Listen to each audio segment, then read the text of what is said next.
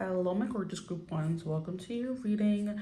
Thank you for joining me here today. Today's reading is going to be about what do people notice most about you. I haven't done one of those in a minute. Let's get into it.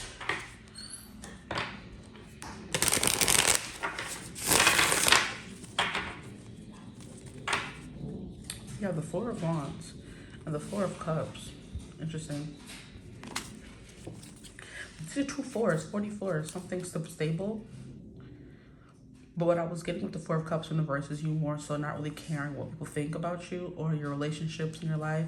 It's the way you move, unbothered. It's the kind of vibe. Happy, celebratory.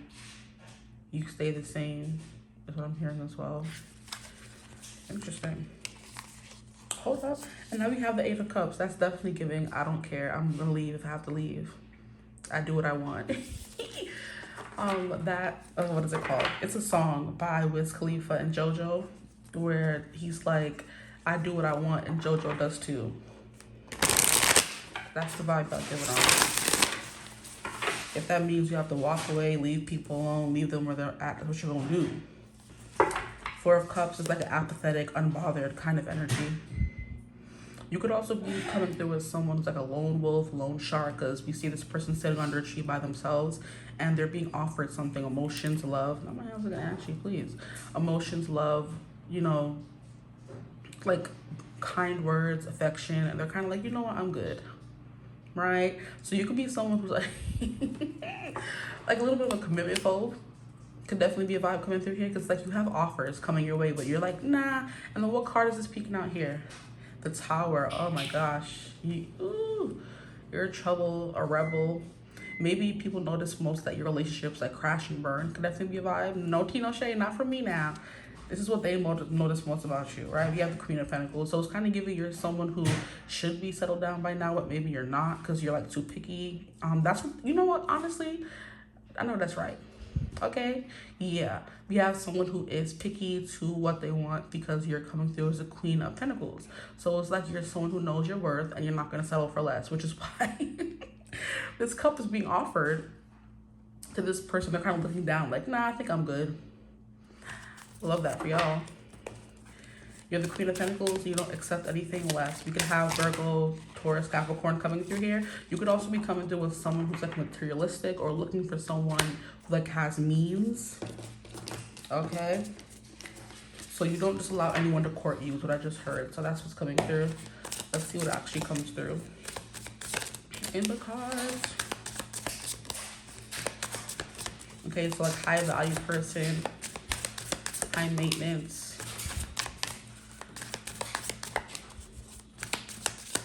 I'm hearing I'm interested in little boys. Okay. You've grown. You could be someone who is like older or more mature, because I'm hearing Miss Jackson if you're nasty, and that's like what Janet says in her song. Like if you're nasty, you have no respect kind of energy. I'm Miss Jackson to you. You can't just be walking around calling me Janet now. We have Five of Wands. Okay, you fight for what you want. Competitive. I'm seeing 333. So that's kind of Empress energy coming through for me. Very creative. No problem fighting for what you want. We have King of Cups. Yeah, you're someone who's hard to reach, hard to get to know. Okay. Because look at how he looks in the card. His face is very much leave me alone. This is Scorpio energy, so that makes a lot of sense. You're someone who's very hard to read. Hard to get to emotionally, not because you're emotionally closed off, but because you're hesitant. I'm hearing skeptical of people's like intentions. There you go. That's the word I was looking for. Five of Wands is kind of giving me hard worker as well. Interesting. But you are someone who's very stable, but it's like in a way where people don't know how you feel all the time. It's like a guessing game with you.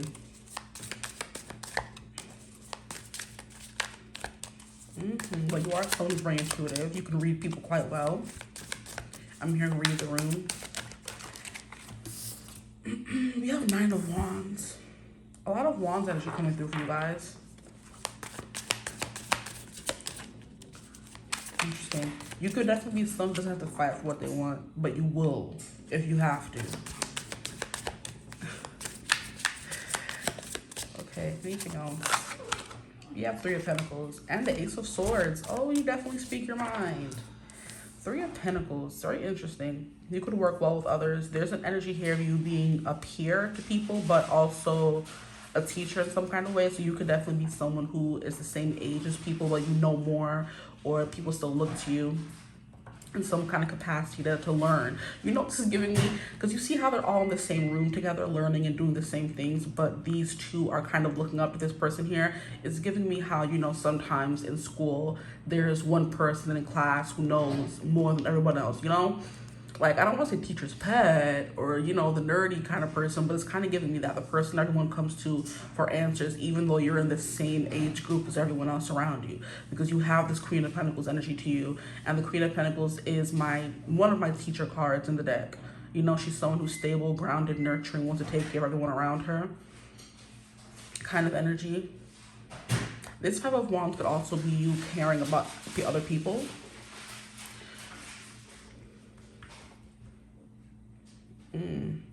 Find what's right. The Five of Wands always gives me Aries energy, and in this instance, Aries is like I'm hearing a purveyor of justice. Y'all are funny. Let me stop. Not funny like a ha-ha kind of way, but like I like y'all kind of way. You're a purveyor of justice. You want to make sure everyone around you gets what they deserve. If anyone's being mistreated, you don't like that. Because Aries, what people don't understand about Aries is they have like a sense of like justice and like everything has to be right, you know? They have that energy within them. They don't get enough credit for that. They're always known as being rash, independent. They don't work well with others. But you're coming through with someone who does work well with others. You see? But it's like you fight for what's right, you know? You're going to speak up and say what needs to be said. People notice that a lot about you, that you kind of take care of people around you as well.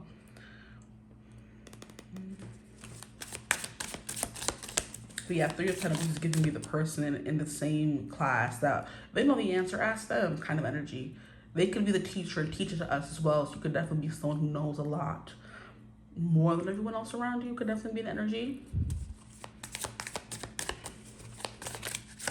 Or you study extra hard. Get along well with others when it comes to making money. It's funny. Anything else coming through? These are, how many cards are these? Just 3? You know what? We'll take them. You have the Star. Yeah, you have this magnetic energy to you. You do things your way, and it may be different than how other people do things. Which is why people are kind of like a little fascinated by how you go about things. You're in the same class, doing the same thing as them, but you're being seen as someone who you could look up to and praise in some kind of way, you know? Like, oh, they're doing it that kind of way. The Aquarius energy in the Star card is kind of like out of the box thinking, eccentricities, idiosyncrasies, star qualities, something you do kind of stands out, right? Quirky energy, so you can definitely be someone who's very quirky when you're ready. I'm hearing you would have like outbursts or something like that. Like you just say things randomly. Maybe you're kind of like a comedic relief sometimes. You have the Strength card, so someone who's strong. Look at that. Clarifying the Five of Wands makes a lot of sense. So we have Leo energy and Scorpio energy so far. These are both fixed energies coming through. And Aquarius, wow. So you're someone who's very stubborn. Oh, yes. Oh, yes. You're not easily moved. And that comes through in a bunch of different ways in your life. For example, romantically, if someone's coming to give you an offer, you're not moved, you're not phased, you're not like hopping and jumping for joy just because someone said you look nice or asked you out. You're someone who is like very stoic and kind of like not made of stone, please, but you know you're unmoved by certain things, right? This is hilarious. The only sign we're missing is, what sign are we missing? Yeah, Scorpio, Aquarius, Leo, Taurus is the only sign we're missing so far. But you have this energy of like, you're going to always be there for someone, you know? Hard to move. Stubborn is the kind of energy. And then we have Two of Wands, someone who's quite adventurous. The man with the plan, what I just heard. The man with the plan. You always have this, there's like, I'm hearing pulchritude. I don't even know what it means. Is it like happiness or something? Joy, it's like a word that is featured in the 𝐓𝐶 and the 𝐵 movie, which is kind of also reiterating what I was saying about you being quite smart, you know, studious, you use big words, stuff like that, intelligent. Because if you've seen the movie 𝐓𝐶 and the 𝐵, you know it's about a Black girl from a community that enters the spelling bee, right? And she like goes to this former professor or teacher's house to learn the words to win the spelling bee, right? I don't remember if she wins a prize or something in the movie. Anyway, Keke Palmer is learning all these different words, and at the end of the movie, the pulchritude is the word she has to spell.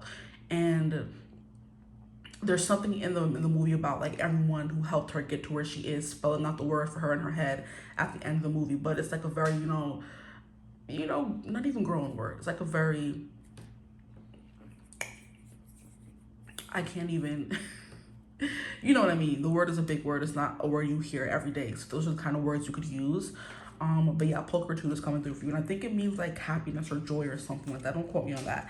At the bottom, we have the High Priestess, which is another energy of you being a little bit closed off. And I love how in the two cards that are coming through for you, where you're kind of like surrounded by a body of water, you are on stable footing, you're on stable grounds, right?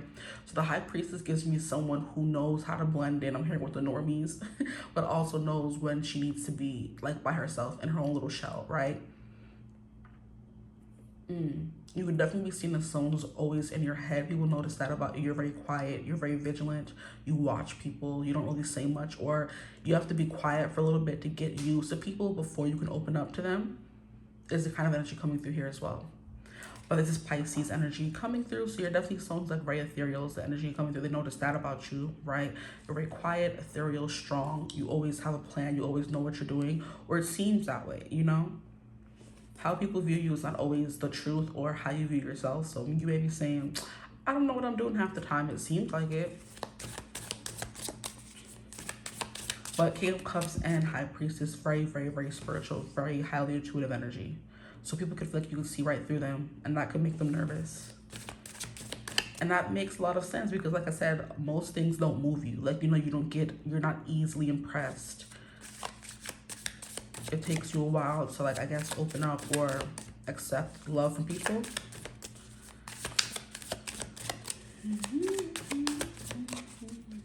You have the Star. Yeah, there's something about you that stands out.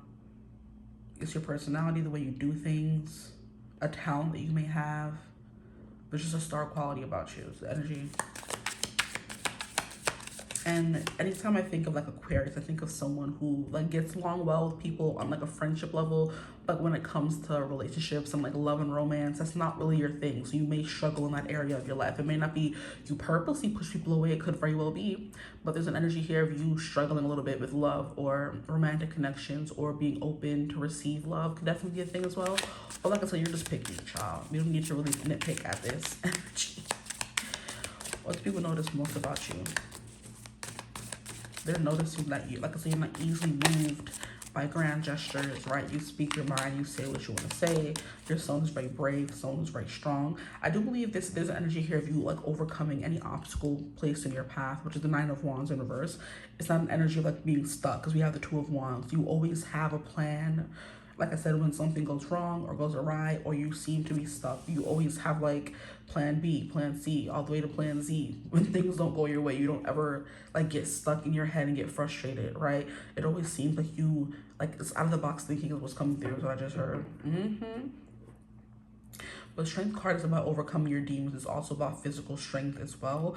And I love how we have Leo coming through and there is this energy here of you like taming even the most grizzly of lions. So there could be something here about people who may not open up easily, opening up to you. It's the kind of energy. People feel like they have to bare their souls to you and they don't know why, right?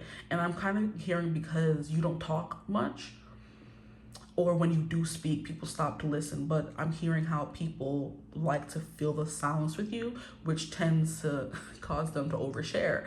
Because if you're not speaking, it makes them nervous and makes someone to feel the silence. And that's how you get, you know, things out of people. When you just don't talk, you make them fill the gap, right? And that's also something, you could be like a good saleswoman or something, or a salesman or whatever, because it's reminding me of when I used to work at my little dance job. I stopped working there, for anyone who's curious, child. they would say, don't talk, let the client speak, because eventually by them speaking, they will tell you what they want or how they feel, you know what I mean? So they're like, talk less and just let them fill the silence, you know? Because eventually they'll end up saying what they want, what they need, what they don't have that you can fill in, right? So like nervous chatter is something you bring out of people because you don't really say much. And they're kind of like, are they mad at me?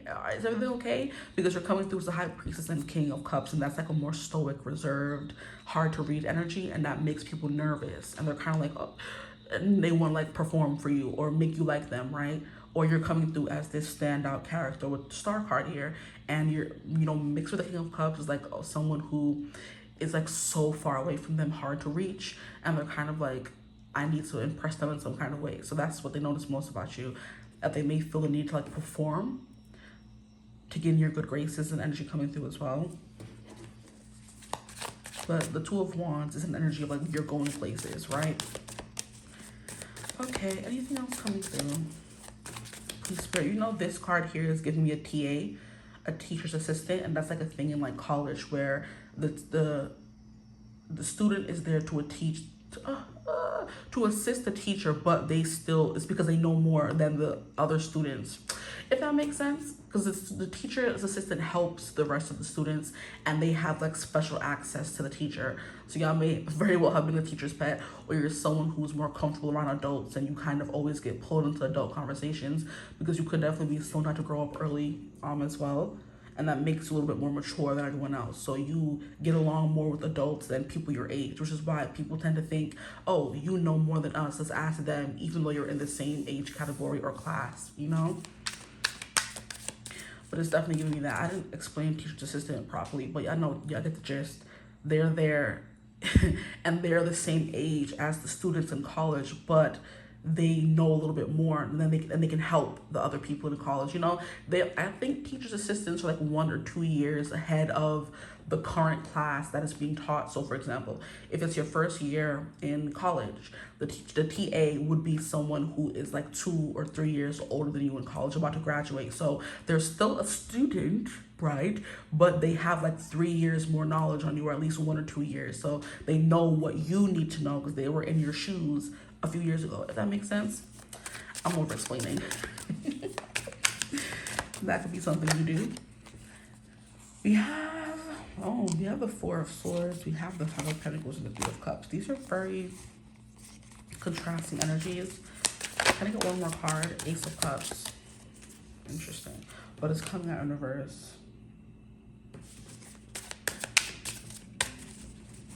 Yeah, it's hard to win your affection as an energy coming through here.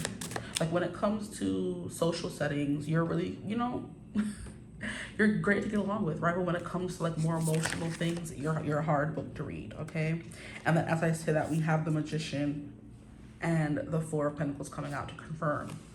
You're more conservative, hard to get to know. Then we have Ace of Swords. So your words, like, I don't know, there's something here about your words sparking life in people or making them want to do better and be better. So like motivational speaker, inspirational quotes, and you know, things like that could definitely be a vibe. Your voice, like one of your superpowers. They can like the way you speak or the way you sing, the way you talk, the way you like articulate yourself, could definitely be a vibe coming through as well.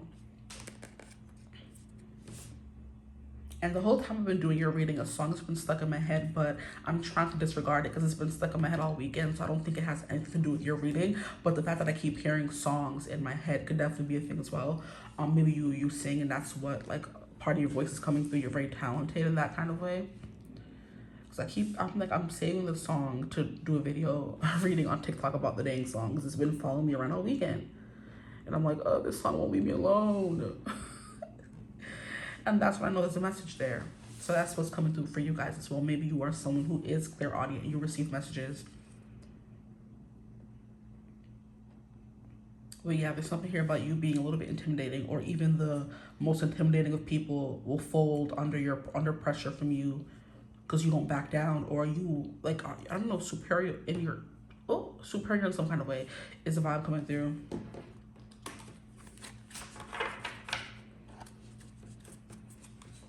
So you're coming through with someone who's decisive, in control, kind of hard to read, very competitive, and or always willing to stick up for the underdog kind of energy. That's definitely a vibe. You don't like bullies. Three of Pentacles. Like I said, TA, teacher's assistant kind of energy. You always seem to be 2-3 steps ahead of everyone around you is the kind of vibe coming through here. I'm also seeing like Loki in my head as I'm speaking about that. You're always one step ahead. So you may have like a secret smirk or something that people see and like, oh my gosh, look at them, you know? And Loki was very smart. He was very intellectual in the Marvel world. And like kind of that a cat that got the cream, I know something you don't kind of thing. So that could definitely be a vibe coming through for you guys. You like to smirk and you know more than everyone else. Okay, let's see what comes through with these cards. What do people notice most about group 1, please? The star card is like kind of giving me oracle in some kind of way. Like you take wisdom from spirit or you take spiritual like messages and bring them into the earth, because we have her taking water from the pool. She's not actually taking water, she's pouring water into it, but there's a connection between the cosmos, spirit, God kind of energy, because as we see, the star that's above her is shining way brighter than the star that's around everyone else, right? The star is also like wishes coming true, so you can be a lot of people's wish fulfillment. The star is also about hope and healing, so you could definitely be a healer. But this energy here is her taking wisdom, knowledge, messages from the cosmic pool, which would be spirit, drinking from this well, and then using it to kind of nurture or fertilize the earth, you know? That sounds so weird. Nourish is the word I was looking for. Thank you, because please, you're using what you get from the ether, from spirit, you know, from the cosmos to kind of nurture and nourish the earth, right? And you were coming through as the Queen of Pentacles. That makes a lot of sense. But it's kind of like nothing intimidates you, nothing brings you down. You never have any bad moments. So people notice about you. They never see you crashing out or upset or stressed about anything. You always seem to have the solution or the freaking answer with the Ace of Swords. Exactly. You're definitely giving me someone who's witty. You always have a comeback kind of energy. They notice that about you as well. And look, you have the rebel. Literally. Elizabeth Bennet. You're the rebel. Yeah. You do things differently than everyone else. This one need to fall out. And we also have time with Dracula or Count Dracula. There is something here about you maybe liking the dark. If this card don't piss me off. We have Count Dracula, time. This is like giving me Saturn energy. Whenever this card comes out, I think of Saturn. And Saturn like is a malefic planet, so there is like energies of intense intimidation or wisdom, or just like, I don't know, like there's like a, not a class difference, but that is how people are seeing you, how they're here and you're kind of up here. You know what I mean?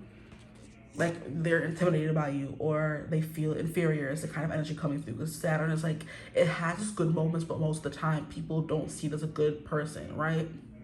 Like, I don't know, like, I'm not saying you're not a good person. People are not seeing you as a bad person, but that you make them feel less than is the energy that's coming through here. Because we have the Count Dracula coming through, and he is basically coming out as time because he's a vampire. He never ages, right? That could also be something coming through. They notice you never aged. Love that. That's a compliment right there. But there's something here about you with oh, Lord. Even though you don't age, you are still gathering the wisdom that time brings the older you get. So you could be someone who's older, who doesn't look their age, and people are kind of like, did you haven't aged since the last time I saw you, right? And it's funny because Saturn is like, it does slow things down. So the aging process could definitely be a vibe as well. Maybe some of you have Saturn in the first house. Because the first house is appearance. So if you have Saturn in your first house, it definitely means you age like fine wine, right? So it takes you longer to show signs of wrinkles and age. But like I said, you know a lot about a lot of things. You may speak, like I'm hearing from Twilight, how Bella would say, she told Edward, you speak like from a different time. Could definitely be a vibe coming through here as well. And that would make a lot of sense if you, because Elizabeth Bennet was from like old England or Old English, and they speak in like riddles sometimes. So you could definitely speak in riddles as well. And oracle makes sense if you speak in riddles, because oracles kind of tell you something without really telling you something. It's up to interpretation by the person who is hearing the message, right? It's kind of reminding me of how in Percy Jackson, they would always go to the oracle and she would tell them a prophecy, but you would never really understand what was going to happen or what was transpiring until after the message had come to pass, right? This makes me think of how in Percy Jackson, the TV show they're doing, the reboot, in season 2, there's a prophecy that the oracle gives Clarissa, and she's a freaking daughter of Aries. That's significant. You're a daughter of Aries, you're a warrior, you're a priestess, you fight, you know what I mean? Anyway, or you protect, right? And guide as well. Anyway, I'm keeping sidetracked, but she was given a message by the oracle in the beginning of season 2, and it says something here about you not having any friends, you flying home alone on your quest, and she's like stressing about it the whole time. She's on her quest, and it's not until she kind of confides in Percy what her prophecy means that he's able to kind of interpret it for her at the end of the season. And he's like, the oracle may not have meant this, it meant this, right? So it's like you say things, but it's still a little cryptic. It's the vibe coming through. And then here we have Truth. Ooh, yeah. She's Anna Karenina. She's come out a few times. And I think there's something here about society. How can I even describe it? There was something here in her little message in the book about her realizing that no matter what she does, society is gonna like condemn her or whatever, and her having to learn to live her truth or something like that. At the bottom of the deck, we have Oliver Twist, the underdog. Interesting. You can be someone who resonates as an underdog. Okay, so I want to read for Elizabeth Bennet though. That's something I want to read for. But yeah, you seem like you're from a different time, but you haven't aged like you're from a different time. You have that vampire effect. How Edward was giving 17, but he was speaking like he wasn't from that time period, which is something that Bella picked up on really quickly. She's 8, and 8 is also strength coming out again.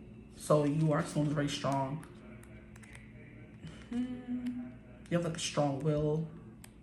You don't give up, which is that 9 of Wands energy. So we have the rebel, independence, defiance, and self-reliance. Yeah, yep. So it says Elizabeth Bennet defies the constraints of her world, embodying the archetypal rebel who challenges convention with wit and daring. Look at that. She dances between convention and wit and daring. Oh, hold on. She dances between the line of fate and free will, her spirit unyielding to the expectations placed upon her. In her refusal to conform, she creates space for a deeper truth coming through again, to emerge. The truth of love's transformative power. And then a quote from the book is, "There is a stubbornness about me that never can bear to be frightened at the will of others. My courage always rises with every attempt to intimidate me." So you are the one who's intimidating others. You outsmart them. You make them feel less than, and you know, not beneath you. You may not try to make people feel that way, but that's what they notice about you. Other people are like intimidated of you, you know? Then I want to read for Truth, Anna Karenina, and she is 40. And I flip right to it. Love that for me. Anna's search for love and truth leads her down a path of passion and despair as she navigates the confines of a rigid society. Her tragic story highlights the conflict between personal desire and societal expectations, where the pursuit of truth ultimately brings both clarity and suffering. Anna's fall is a reflection of the high cost of living authentically. See, that's what I was kind of saying. She has to eventually realize that it doesn't matter what you do. People are always going to judge you anyway. So you have to live authentically and deal with the repercussions. That could also be something that's coming through for you guys. You rather live in your truth and be authentic than anything else, right? And the quote says, if you look for perfection, you will never be satisfied. I do believe people do, like, comparison to Thief of Joy is something that you kind of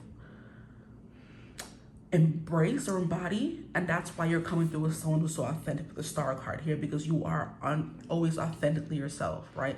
Unapologetically yourself. And people are kind of like, how do you do that? How can you not care? And they compare themselves to you, which is the thief of their joy, but you never experienced that because you don't compare yourself to other people, because you know you're different. You kind of see what I mean there? I hope that makes sense. So you're someone who lives authentically. Let's read about Dracula, because why not? And he is 53. You're giving the energy of like a wise old elder, a sage, someone people come to for wisdom, for advice, for knowledge, even though you may be the same age as them. Here we have patience, cycles, and divine timing. Interesting. It says, in Stoker's classic tale or take of timeless evil, the ancient Count Dracula seeks to find a new dominion in England, as well as ensnare the beautiful Mina Harker.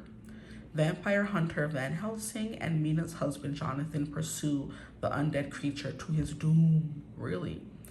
No man knows till he has suffered from the night how sweet and dear to his heart and I the morning can be. Interesting. Very doom and gloom. Very ominous energy coming through. Patience, cycles, and divine timing. Interesting. Maybe you hold some kind of dominion over other people. Could definitely be a vibe coming through as well. But there is something here about society. You define what society expects from you, or you know, that kind of thing. Energy, please. You defy gravity. Could definitely be a vibe as well. Maybe you kind of resonate as being an alphabet. You're not mindless. You don't just go with the flow. You don't just follow behind what people say mindlessly. You have your own voice. You have your own mind. You speak that mind, and it may put you in the crosshairs of society or people who don't agree. But like with the Ace of Swords and the Five of Wands, you have no problem arguing your case.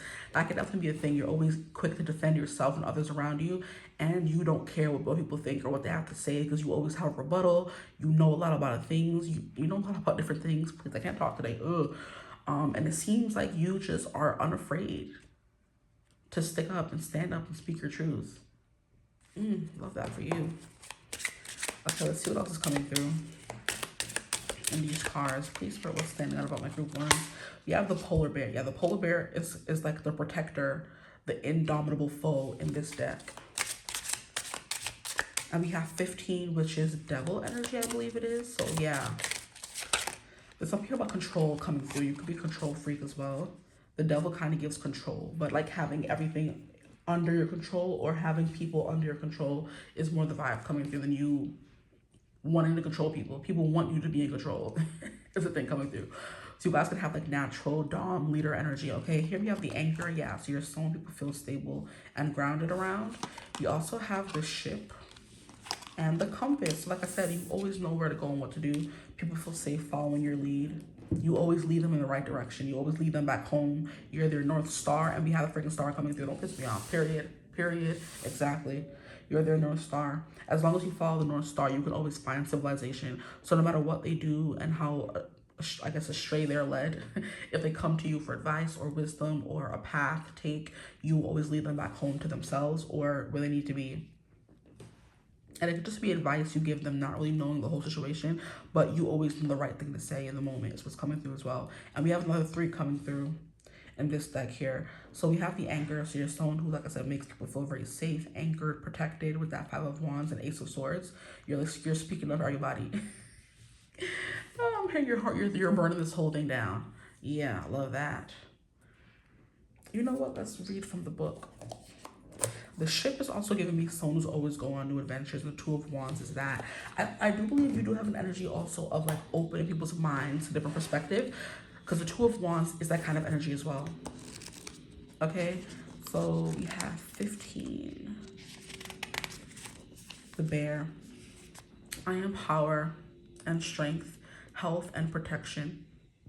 Your finance is my field. Your food is my concern. My bad side comes out when you see negative cards around. I don't think any of these cards are negative.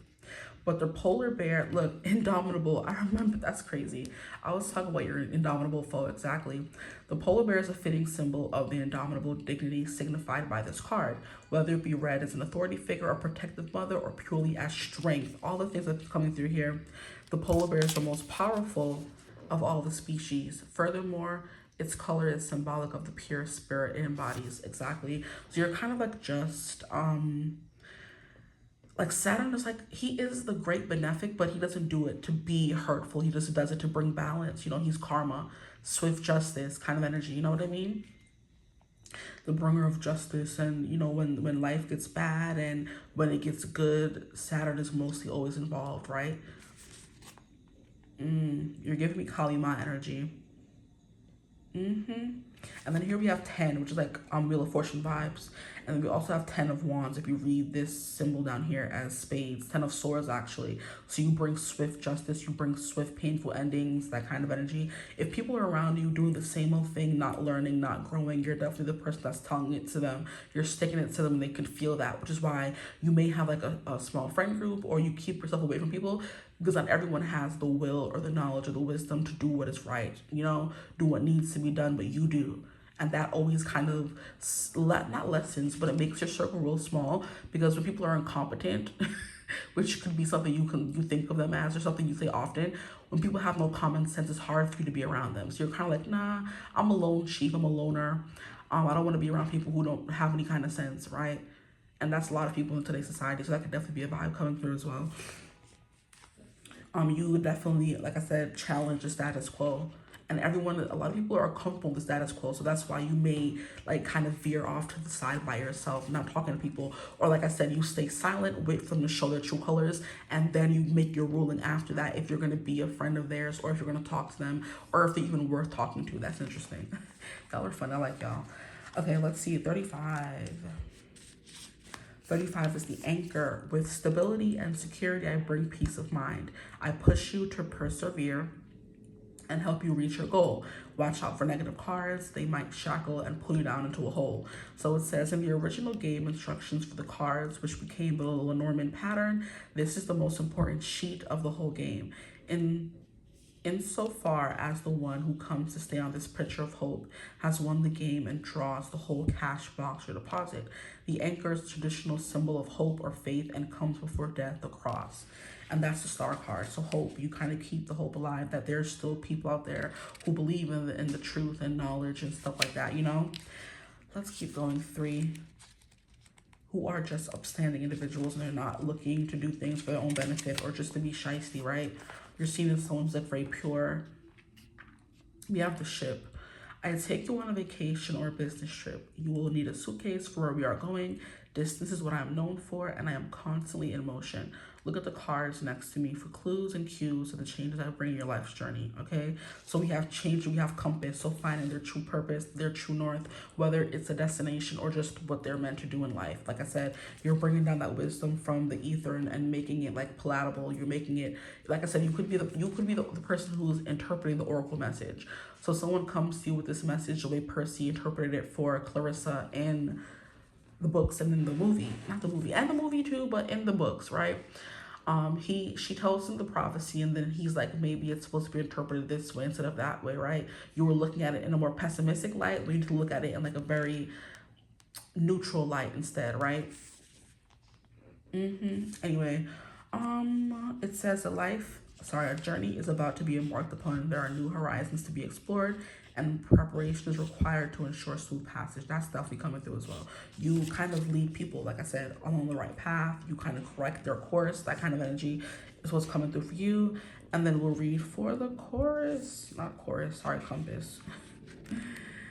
Good job. The chorus is crazy. We have a compass. I am here to help you find your way. Look at that.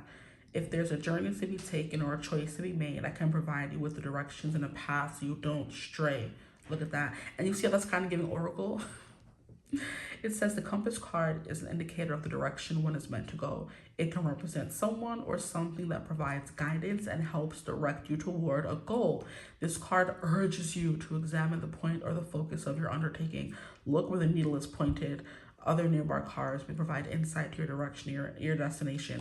So it's kind of like you take a whole big message or a whole big picture and make it very specific about what they're supposed to do next, right? So you kind of take it into consideration. I'm hearing like someone interpreting someone's birth chart. You take this whole big map, this chart that someone is given at their birth, and you decode it for them. You take this big indiscernible message that they come and bring to you, and you decode it for them, right? You're like a great decoder, you know? So they come to you with this language they don't understand. You kind of make it understandable to them. You make it palatable, right? you take this big birth chart and say what you want to know specifically. Tell me what you want to know about love, career, success, friends, like, because a birth chart gives you all those things. But if you're looking at a big birth chart as a whole, it can look very confusing with aspects and houses and hieroglyphs and, you know, symbols. You're like, what the heck is this? And then you're sitting there like, hey, bring it to me. I'll interpret it for you. And then when they bring it to you, you're kind of like, what do you want to know specifically? Because it takes some decoding to get to the bottom of it. I want to know about love. Then you would look in their 7th house. You would look in their 5th house. You would look in their 10th house. Like, you would look in all these places, and then you would decode the message for them. If they want to know about career and where they're traveling and where they feel safe. And it's like giving me all those. So you could definitely be someone who is into astrology, tarot, astrocartography, like things like that. Definitely giving spirituals, priestess, warrior kind of energy coming through here. A warrior priestess is sexy, actually. I'm hearing Xena, the warrior princess. That could definitely be a vibe coming through here. You have like a softness to Queen of Pentacles, you know, princess, queen, whatever. But then there's also a warrior side to you, you know? But that's what I have for you guys. That's what people notice most about you. I hope it resonated. They feel grounded, stable, put in the right direction. They feel like fulfilled is what I heard as well, but it's like filled up with knowledge. Where they were once like lost, you kind of give them a direction of where to go. I'm gonna stop repeating myself now, but I hope the reading resonated. If it did, feel free to like, comment, and subscribe. Join the tribe. We'd love to have you. If you would ever want to book a personal reading, you could always do so using my email in the description box below. If you want to join memberships, you can also do that using the link in the description box below, right above the timestamps. I have a few videos already over there if you're interested. But yeah, I hope you're having a beautiful, wonderful day. Hype the video if you can. Okay? And as always, I will see you gorgeous people in the next one. Bye. Hello, my gorgeous group 2s. Welcome to your reading. Thank you for joining me here today. Today's reading is going to be about what do people notice most about you. Okay? So whatever's going to come through is going to come through. I'm not going to base it based on anything particular, but we're going to get what do people notice most about you. Okay, so we're going to start off with the tarot cards. We have 10 of Wands, and then we have Page of Wands. So your passion, the amount of passion you carry for the things you care about, just the passion you have for life. I'm hearing a zest for life could definitely be a thing coming through. 10 of Wands is like how many times you can be knocked down and get back up. You know, I'm hearing, I get knocked down, but I get up again. It's kind of like when it comes to the things you love and the things you savor and the things you gravitate towards, there's no amount of anything that keep you from those things. There's no amount of criticism, no amount of obstacles, no amount of like failures. I was going to say failings, both apply. No amount of anything can keep you away from what you love to do. And that's something that people like gravitate towards and notice about you, your passion for all the things that you love. And that includes people as well. I'm hearing exercise could also be important to you.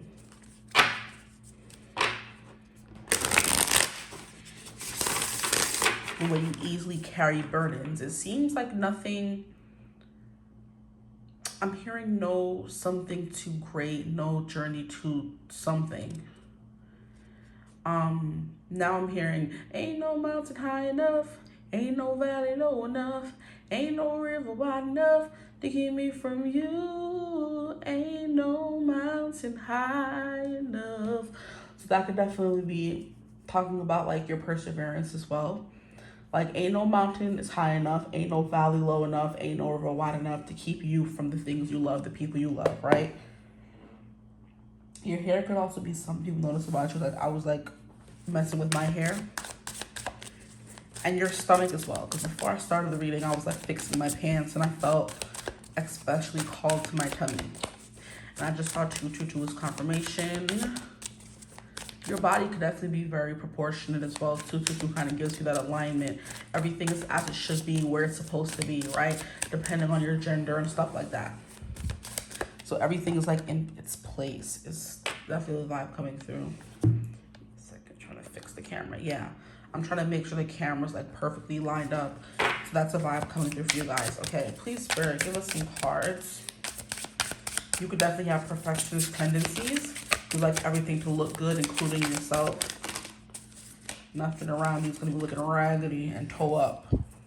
So your attention to detail. We have the Hermit card. Your knowledge for self-improvement, or your thirst for self-improvement, the way you go looking to become a better person, the way you like to look within. We have 5 of Wands. Some of you could be from group 1. You could be watching group 1 and group 2.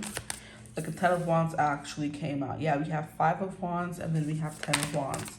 So there's something here about you carrying competition well. You're not feeling intimidated easily. There's a lot of fire coming through here for you guys. I'm hearing into the, out of the frying pan into the fire is what's coming through here. That could have been how your life has been going lately, or just in general, right? Out of the frying pan into the fire. I'm definitely getting aesthetics for you guys, because I don't know why, for whatever reason, I felt called to put the card boxes over there to give you something better to look at, more to look at than just blank table. I'm like, I don't have no crystals, no nothing to make it look a little more cute up in here. Let me just add a little aesthetically pleasing, you know? And then also, if you want to know the kind of, you know, what is it called, decks I'm using in today's reading, they're all right there. But it's like giving you something good to look at. So you're really good to look at. Ooh, child. Some of you could like patterns, puzzles, stuff like that. Building blocks, Legos could definitely be a vibe coming through as well. Or you're just like stacked, right? You're giving me brick house kind of energy. Need a brick, right? Very well proportioned, well built is the energy coming through. Yeah, the Magician. Ooh.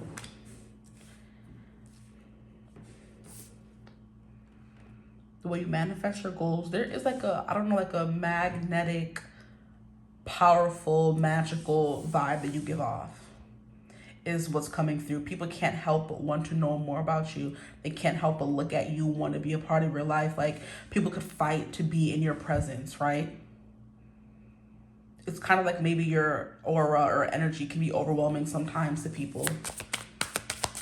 I noticed that first. Your energy, you could definitely be someone who's right out there. Here we have the 9 of Pentacles. So you are someone who's very secure, someone who's very independent. And it's kind of like I'm giving Ariana Grande 7 Rings energy. I see it, I like it, I want it, I got it. So whatever you want out of life, you go and get. I'm hearing nothing has been handed to you. You've been fighting your whole life, right? It's giving all my life I had to fight kind of energy. Oh my. All my life I had to fight. I'm hearing what's one more fight, you know? So yeah, there is a vibe here of like maybe nothing scaring you. Sorry, see, I keep wanting to make sure the cards look perfect. So the way you're perceived, or the way your physical appearance is perceived, could be important. Sorry. You have 6 of Wands. Yeah, what was I saying? There's a magnetism to you that people love to see. It's like a star quality, or not even. It's kind of like a main character energy. It is a star quality though. It's kind of like a celebrity kind of energy. People like kind of flock to you. It's like you're someone who's very vibrant, you know, vibrant colors, loud voices. Like I'm getting someone who's like pulling out a bunch of tulle and fabrics to make like the best new outfit. You can make your own clothes. You know, do your makeup beautifully, and people are kind of like, oh, this person's like so beautiful, especially even more so when you tell them I made this or I did it myself. Like, who did your makeup? Me. You know, who beat your face? Me. Who put the outfit together? Me. Like, you have a sense of style that people like love to see what you're gonna wear next, what you're doing next. You know what I mean? I'm also hearing you have like hypnotic eyes.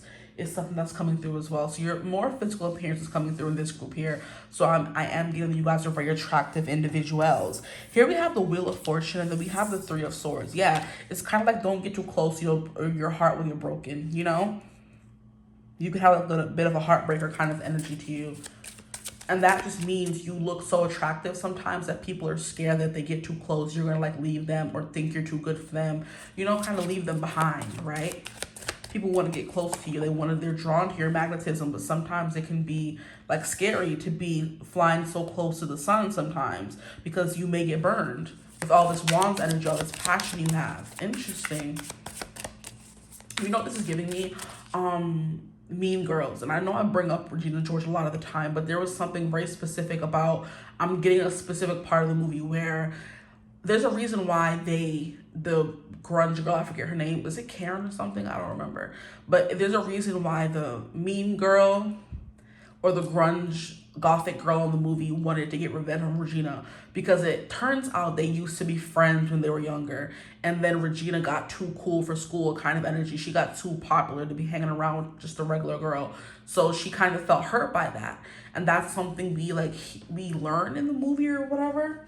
And it's like she kind of recruited Katie to infiltrate Regina George's little clique, because she kind of felt like her friend abandoned her. I think that was the premise of the movie.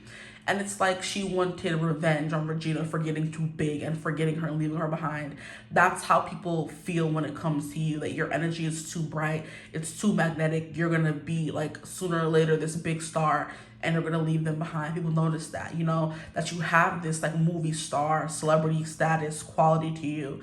And they're noticing that one day you're going to be out there and everyone's going to know you and love you, and they're scared of when that day comes, because it means they have a greater chance of losing you, you know?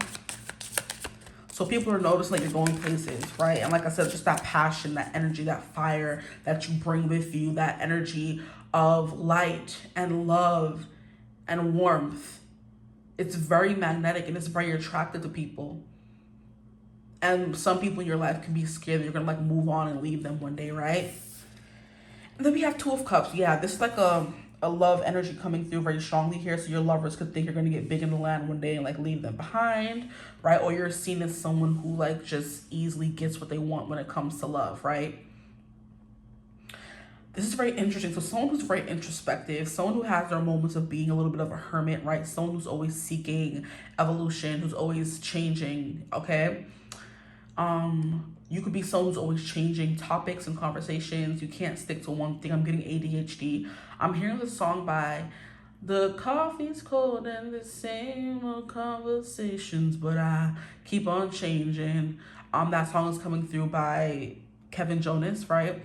And it's like, it's not it's all in you, but it is all in you, right? You have been hiding this talent for so long, and people see you as incredibly talented, you know? And just like Kevin is so incredibly talented, but it took most of his life for him to finally release a solo project. And now it's like everyone in the Jonas Brothers can sing. They can all release solo projects. What is going to be the fate of the group?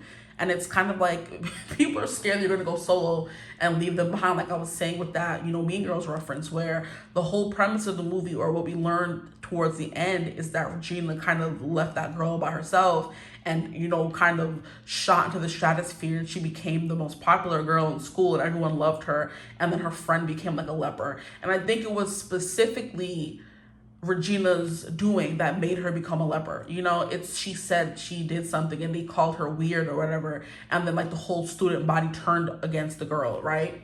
Can't remember her name. And it's kind of like, oh, unimportant.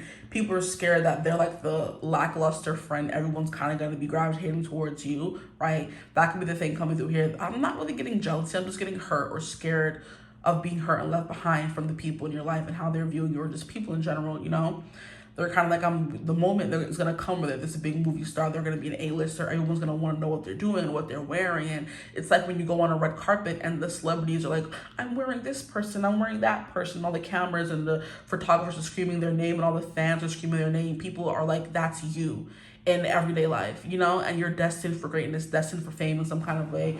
And that's what people notice about you. So you're quite a character, very talented.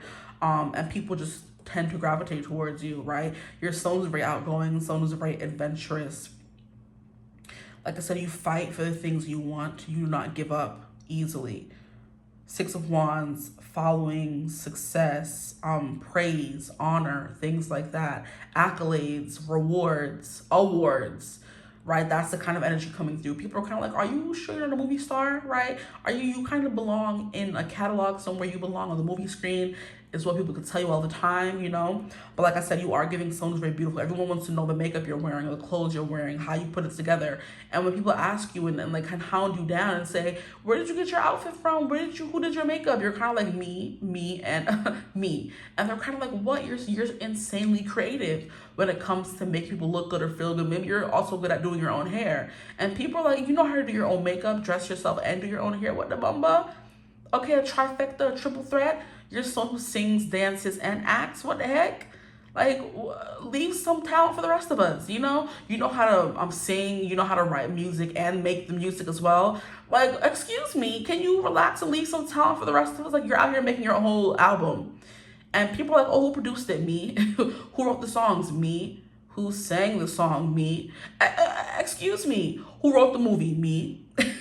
Who wrote the screenplay? Me. Who directed? Me. Like, who did the animation? Me. Who put it all together? Me. Who wrote the storyline? Me. Like, wow, what do you mean? You did all that yourself? I did.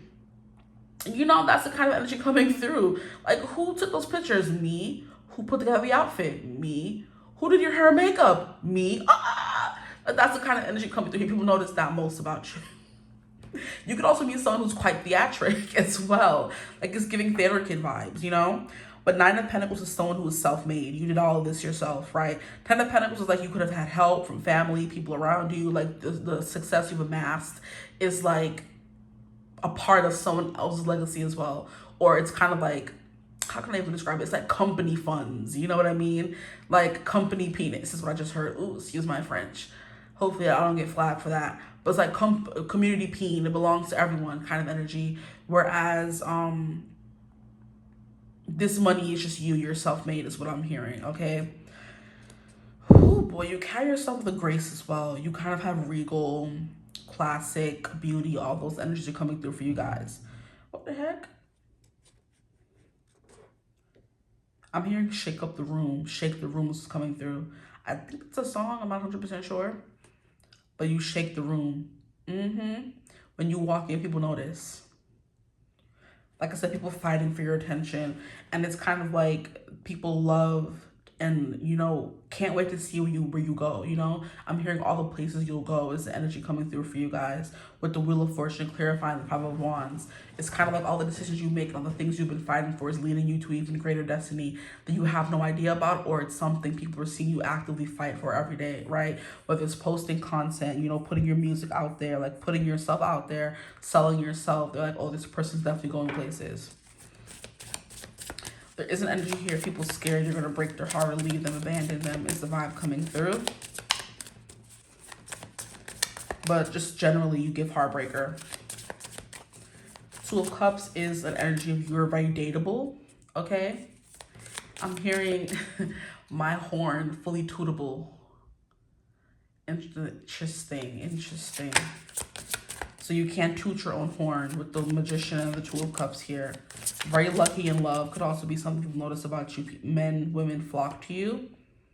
Both is what I just heard as well. Because we have men and we have women, men and women, or a man and a woman in the card. So it's like both. You could be someone who like likes both men and women, or people just notice that both kind of flock to you. It's never just one or the other. You're not someone who could just be said, oh, men only flock to you, or women only flock to you. It's like, no, I get both.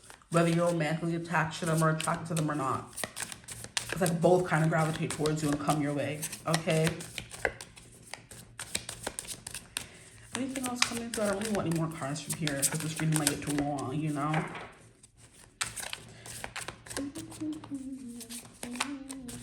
Some of you here could be Geminis or Virgos. Virgos coming through twice with the Magician and the Hermit. At the bottom, we have Knight of Cups. So you definitely lead with love, right? I'm hearing for you guys, you're giving me a manic pixie dream girls, main character energy, the main girl in the movie that all the guys want.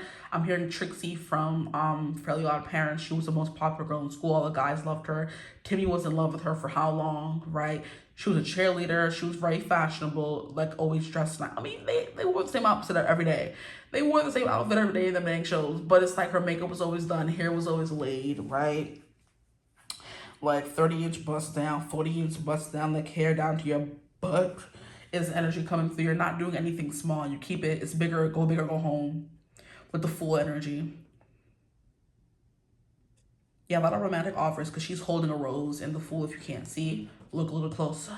She's holding a rose. So like it's giving people choose you. And I'm being drawn to The Bachelor and how the girl, I'm hearing the first impression rose would be something you could win on The Bachelor. And they kind of use that first impression rose to see who would win at the end of the season, because I do believe it's the girl who gets the first impression rose who's most likely to make it far or win the season.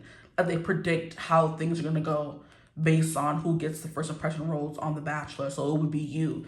And it's kind of like that rose indicates that you're one to watch for, one to watch out for in the season, you know? Because out of like 40 girls or so, he chose you for the first impression rose. Oh yeah, you made an impression for sure. You know what I mean? But it's like you do get a lot of love offers as well, or you just look really good. All apply. Feel free to take everything. Claim it all. But yeah, Gemini and Virgo, very perfect. You know how to speak to people. Gift of gab, silver tongue kind of energy. Parcel tongue is what I'm hearing as well. You could be someone who speaks different languages. Ambition is a really big thing for you. So you could be a Slytherin, and the Knight of Cups actually fell out. How insane. Yeah, we have Knight of Cups, then we have Page of Cups. Your lover boy, lover girl vibes. Everyone's welcome. Love is love. Peace, love, and fairy dust. Pixie dust kind of vibe. You're a nymph. You always want to, you know, have fun, and you float from social circle to social circle. You can be the kind of person who gets along with everyone, you know? And that's why people are like scared you're going to leave them, because you get along with everyone, and it's not easy for everyone to get along with everyone. It takes a special seed is what I'm hearing. Okay, let's move on to these cards here and see what comes through. You can be someone who's very open and friendly and giving. You're definitely giving ambivert, because we have the Hermit card, which means there are aspects of you that are like hidden or kept away or just introspective. But then we also have the Fool, which is also the complete opposite of that. So we have Aries with the Leo card, and then we have Virgo, Wheel of Fortune. We have all the fixed signs, excuse me. The Magician, Gemini, and Virgo. I'm hearing your stone's very tactical, very good at coming up with solutions, staying hidden, blending in sometimes when you don't want to stand out, which is the Hermit energy. Love that, actually. Here we have the Genie. Wow, this is the Magician. This is the first time I've gotten this card. How exciting. We have the Magician coming through again, the Genie. I'm pretty sure this is depicting Aladdin, but we'll read from the book, don't worry, for the characters you get. And here we have Obsession, Captain Ahab. So you could definitely be seen as someone who has like obsessive tendencies. Once you set your mind to something, you have to do it or follow through. Page of Cups is like a very innocent energy as well. Just a bit naive. We have the Page and the Knight. So like very much maybe love focused or intuition based or creative is what I'm getting as well. You know, the Cups rule over the creative arts, not just emotions. So the way you're able to come up with ideas is something that's very like, I'm hearing amenable, something that's very admirable as well. Here we have, there's too many actually. Y'all going back up in here. Any other card wants to come out? I'll take one more. Two more. I said one more. I don't listen. Here we have the Innocent Alice. This is what I was kind of talking about. Novice, naive. The world is your oyster. Anything can happen. Delulu is the Salulu kind of energy. And then here we have Grief, which is Sydney Carton. Grief. That's what I was kind of getting with the Ten of Wands, honestly. You're someone who's overcome a lot of obstacles, and people are like admiring you for that. And like I said, no matter what people are saying, doing, feeling about what you're doing, you know, or feeling or creating, you don't really care. I'm hearing it's a simple message and it comes from the heart. Oh, believe in yourself. That's the place to start. Start and I'll say, hey, hey, what a wonderful kind of day where you can learn to work and play and get along with each other. You got to listen to your heart, listen to the beat, listen to the rhythm of the street. Open up your eyes, open up your ears, get together and make things better by working together. Aren't they coming through? But more so the theme song than the show itself, right? But I just said, I don't want to repeat myself again. But yeah, there's something here about you always want to explore new things, right? New lands. You want to go off to foreign lands and explore all that your heart can. You know, you have just like this, I don't know, this effervescence to you, but it's also this thirst for life and knowledge, right? You never want to stop seeking. You never want to stop traveling, learning, doing different things. You kind of want to be a jack of all trades. You want to say, I know a little bit about this and a little bit about that, you know? Yeah, that's the Mercury and the Magician in you and the Hermit. You're always on a journey to learn. You're a forever student, a student of life, okay? And people notice that about you. You could be someone who's very curious, inquisitive. Also, we have creative coming through again, right? So let's get into the book. What is that noise? Are those birds? You could be someone who's very chatty as well. You speak a lot. I'm assuming those are birds. Those are a lot of birds. If they don't hush. Okay, so with the Magician, we have trickery, greed, and conjuring. Oh my.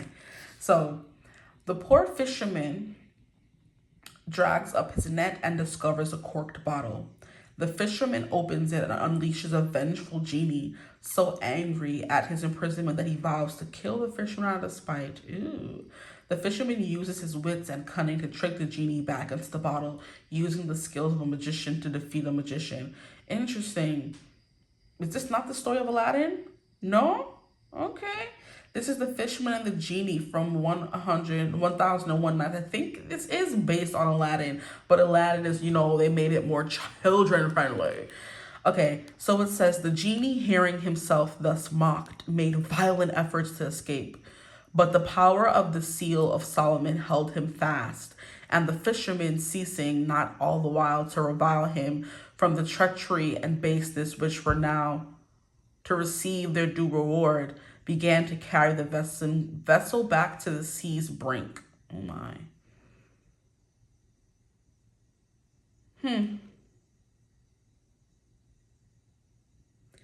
The history of the Magician is one of mixed messages. Do they help humankind or feed off them? Are they devious and devilish or benign and kindly? Are they even humans or are they demons? A magician at heart is a trickster. Be they good or ill, turning nothings into somethings. Very interesting. Yeah, this greed, like I said, this thirst for life. Okay, you could be someone who's prone to trickery and greed as well. And people notice that about you. But I don't know if I would assume the genie is greedy. What would he have been greedy for? Freedom? I mean, that is the basis of what I know from Aladdin. I haven't read 1001 Nights, but what I know from Aladdin is what the genie craved more than anything was freedom from his little bottles. You could definitely be someone who was stuck in their shell for the longest time, with the Hermit card being the first card out, but eventually you learn to be this outgoing person who loves to travel and do different things, and now you're turning over a new leaf and not wanting to be or keep yourself in this cage that you have been keeping yourself in, and that includes, you know, doing more things. And that, I mean, if you were stuck for a long time, I would assume you would be greedy to experience the things you never experienced, right? So you could be coming through like late bloomers where you didn't really know or date or kiss and tell or whatever when you were younger. So now that you're able to, and now that you're blossoming to the person you were meant to be and actually getting attention, you're kind of like turning green and you want more of it, right? With the Six of Wands there. But it's only because you were deprived of it for so long, you know? And 21 is also magician, not magician. It is also the Wheel of Fortune. Not even the Wheel of Fortune. What am I saying? Please, it's the world energy, an accomplishment, the end of a cycle, right? So you're someone who people see as you change over time. You went from someone who's very much in your shell and maybe shy or introverted to someone who's more outgoing. Now you know how to go back and forth between those two energies. Okay, here we have Alice the Innocent, which is 10. This is Wheel of Fortune energy. Thank you. Because I'm like, don't piss me off. You know what I'm hearing? I'm hearing Zendaya is the kind of person you may like resonate with, or her energy, where sometimes she is very outgoing, but she also kind of acknowledges that she needs a lot of time by herself. When she's in the spotlight doing interviews, she is someone who's very quirky, someone who's very different. And that's mostly her like Aquarius rising showing, right? I'm trying to think of if she's an Aquarius rising, what planet would be or what sign would be in her 10th house. So I believe your 10th house would be in Scorpio. And that means that people have this intense like attraction to you. They can't really explain it, you know? Your 10th house is kind of like your reputation. Your Aquarius is like how you come off, your first impression, which is also like very eccentric. Someone's very different. That's that you draw them in with your Aquarius rising, right? You look different, act different, dress different. You know, the makeup you look, the styles you put together, is the songs you sing, right? Your art in some kind of way is very different, very captivating. And then you kind of keep them coming back for more. You hook them with the Scorpio 10th house. That's your like reputation over the years, what you're kind of known for. It's the uppermost or most visible part of your chart where light shines the brightest on it. So that kind of glows, or it's like exaggerated, if you will. And Scorpios tend to attract obsession and possessiveness. So people could be very possessive of you and your energy. That's kind of what I'm getting here. People are kind of like, mine, mine, mine. Like I was saying, the one thing they're scared about when it comes to you is losing your friendship, or you realizing that you're too good for them, or leaving, or something like that, right? But some of you could have like a Scorpio midheaven and an Aquarius rising. And that's kind of what I was getting, because even with her, people are very obsessed with Zendaya. Now that we're talking about it, they're very obsessed with her career and just her as a person, but she's also very private when it comes to her personal life and her career. Like all we see of her is her career, and we're like, oh, we're greedy for that. But then when it comes to her personal life, we're also greedy for that. We're greedy for anything we can get from her. And she's very like deliberately stingy with those kinds of things, which leads to more obsession. She was engaged. We didn't know until she was ready to tell us. She got married. We didn't know there was a wedding until her Law Roach guy came and said, there was already a wedding, honey. And they were asking about the wedding dress or whatever. Very, very, very intensely private, which breeds more obsession because you want to know as much as you can, but there's nothing more to know. Very private and captivating. Very interesting also. Your energy is, okay, I'm trying to make sure the light was still on. But yeah, that's that. With the innocent, we have curiosity, wonder, and imagination. And it says, Alice, the eternal child of wonder, descends into the dream world of the subconscious, where nothing is as it seems. Yeah, that's what you're giving. Nothing is as it seems. Her journey through Wonderland mirrors the soul passage to the astral plane, where innocence confronts the absurdities of life and the mysteries of the unknown. In her quest to understand, Alice reveals the sacred power of curiosity, a key to the inner realms. And a quote from the book is, so Alice got up and ran off, thinking while she ran, as well she might, what a wonderful dream it had been. Ooh. Okay, let's move on to the next card. We have 49 coming through here. I love how we have that kind of energy coming through again with the Hermit. Always wanting to learn more and do more and be more. 49 would be here. It says sorrow, loss, and acceptance. In a time of collective sorrow during the French Revolution, Sidney Carton finds redemption through his unrequited love for Lucy Manette by sacrificing his life for her happiness. Oh my. In giving his life for another, Carton finds redemption and peace, transforming his lifetime of disappointments into a final act of love and purpose. Interesting. You could be that kind of person, like a martyr. His journey reminds us that even in darkness, the light of selflessness can lead to spiritual transcendence. Interesting. Ghetto in my opinion, but interesting. It is far, far better thing that I do than I have ever done. It is a far, far better rest than I go to than I have ever known. No, yeah, that I go to than I've ever known. Interesting. You could definitely be someone who falls on the sword, or you are someone who like is very sacrificial, or you get very obsessed with certain things, right? You have like an obsessive personality. But how he died for someone with unrequited love, that's ghetto. It would be, Charles Dickens, what are we doing, my bro?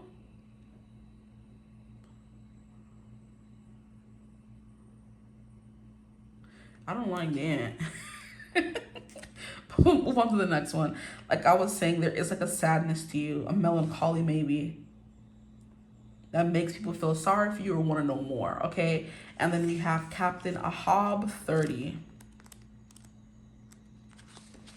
And it says anger, relentlessness, and resolution.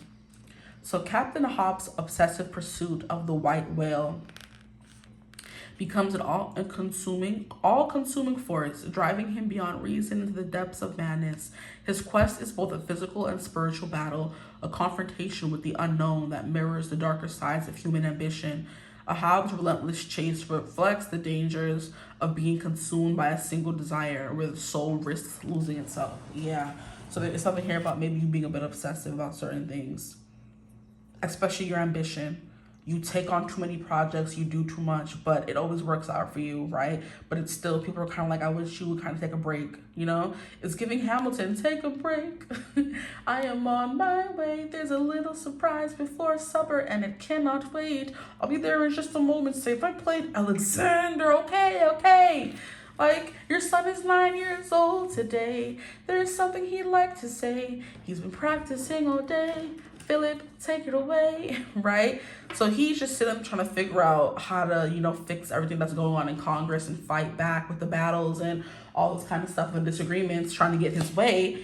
And he became so obsessed with that his wife is like, hey, it's time for dinner. And he's like, I'm coming. You know, give me a few more minutes. He's like, no, our child is turning a certain age. You're going to be there. He's like, fine, you know?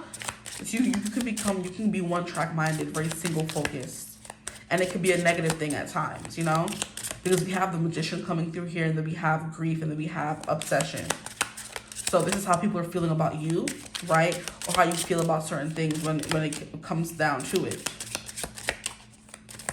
It's like a dichotomy, good and the bad. Okay, anything else coming through, please, for my group 2? So we have the woman. So yeah, you're very desirable. A woman waiting, and we literally have another woman holding a rose. Look at that coming through again. Here we have home, so someone who's very stable, someone who's very grounded. People could feel like they've met their person when they meet you. The Two of Cups here, there's soulmate energy. But then we also have this scythe. You could have a tendency to cut people off without a moment's notice. And then we have the fish, represents abundance, because we have the King of Pentacles coming through, so that's abundance. The Jack of Diamonds would be the Page of Pentacles, the Knight of Pentacles. So taking your time, being very deliberate about the things. And then we have, this is like the scythe cutting down the harvest. So the things you wait a long time for, when they come, you could be like very greedy, you know?